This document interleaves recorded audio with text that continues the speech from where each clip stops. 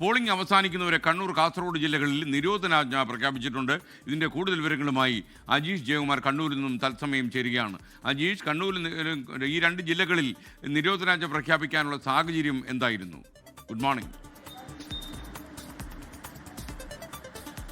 Good morning S K. ഞാനിപ്പോൾ നിൽക്കുന്നത് കണ്ണൂർ നഗരത്തിലെ പ്രധാനപ്പെട്ട കേന്ദ്രമായ പഴയ ബസ് സ്റ്റാൻഡ് പരിസരത്താണ്. രാവിലെ ഏറ്റവും കൂടുതൽ ആളുകൾ വന്നു പോകുന്ന സ്ഥലം കൂടിയാണിത്. എന്തായാലും നിരോധനാജ്ഞ ഇന്നലെ പരസ്യപ്രചാരണം അവസാനിച്ചത് മുതലാണ് നിലവിൽ വന്നത്. ഇന്നലെ 6 മണി മുതൽ നാളെ വോട്ടെടുപ്പ് കഴിഞ്ഞ് വൈകിട്ട് 6 മണി വരെയാണ് നിരോധനാജ്ഞ ജില്ലാ കളക്ടർ പ്രഖ്യാപിച്ചിട്ടുള്ളത്.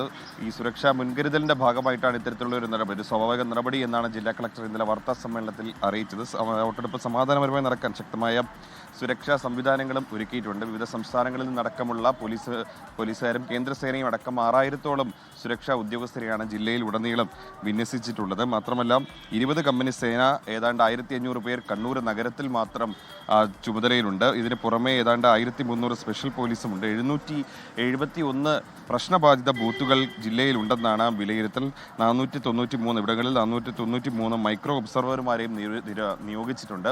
നേരത്തെ ചില സ്ഥാനാർത്ഥികളൊക്കെ സുരക്ഷാ പ്രശ്നങ്ങൾ കണക്കിലെടുത്തവർക്ക് സുരക്ഷ ഒരുക്കണമെന്ന് ആവശ്യപ്പെട്ടുകൊണ്ട് കോടതിയൊക്കെ സമീപിച്ചിരുന്നു. എന്തായാലും ചില മണ്ഡലങ്ങളിൽ പ്രശ്നങ്ങൾ ഉണ്ടായിരുന്നു, സംഘർഷങ്ങൾ ഉണ്ടായിരുന്നു. ഈ പരസ്യ പ്രചാരണത്തിന്റെ ഭാഗമായി പേരാവൂരിലും പാനൂരിലും അടക്കം കൂത്തുറമ്പ് മണ്ഡലത്തിലടക്കം ചില പ്രശ്നങ്ങളൊക്കെ ഉണ്ടായിരുന്നു. എന്നാൽ അതെല്ലാം വലിയ സംഘർഷങ്ങളിലേക്ക് പോകാതെ ഒതുങ്ങി തീരുകയായിരുന്നു. എന്തായാലും മറ്റ് പ്രശ്നങ്ങളൊന്നും ജില്ലയിൽ ഇതുവരെയ്ക്കും ഉണ്ടായിട്ടില്ല. എന്തായാലും നാളെ ഒരു മുൻകരുതൽ എന്ന നിലയിലാണ് കണ്ണൂരിലും കാസർഗോഡും ഒരു സംഘർഷ സാധ്യതയുണ്ട് എന്നുള്ളൊരു വിലയിരുത്തലിന്റെ അടിസ്ഥാനത്തിലാണ് ഇപ്പോൾ നിരോധനാജ്ഞ പ്രഖ്യാപിച്ചിട്ടുള്ളത്. എന്തായാലും നിരോധനാജ്ഞ പ്രഖ്യാപിച്ചെങ്കിലും രാവിലെയൊന്നും അതിന്റെ ഒരു നിരോധനാജ്ഞ പ്രഖ്യാപിച്ചതിന്റെ ഒരു പ്രശ്നമൊന്നും കാണുന്നില്ല. പോലീസ് സേനാംഗങ്ങളൊക്കെ അവരുടെ ഡ്യൂട്ടിയിലേക്ക് കടക്കുന്നേ ഉള്ളൂ. എന്തായാലും നാളെ വൈകിട്ട് 6 മണി വരെയാണ് ഈ നിരോധനാജ്ഞ കണ്ണൂരിലും കാസർഗോഡ് ജില്ലയിലും നിലവിലുള്ളത്.